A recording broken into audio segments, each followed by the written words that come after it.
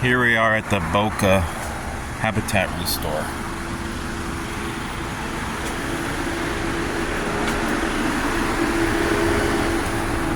Very empty. Yeah. And sad news that it's closing. Yeah, this store has been here for quite a long time. I'd say about 20 years at least. I wonder if they can open something else. I don't know. It's pretty empty, huh?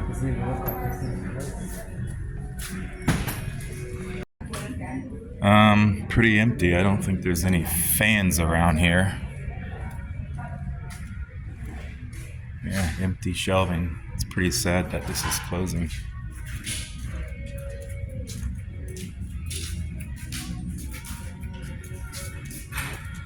I stopped going to these places quite a long time ago because they really don't get ceiling fans anymore. Or they don't put them out. But I figured I'd film this, seeing how it's closing.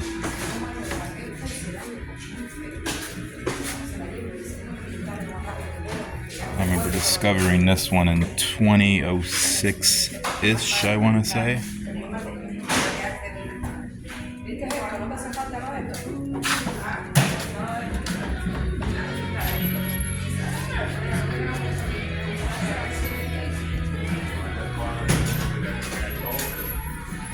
Those are still here. Originally, the ceiling fan section was over here.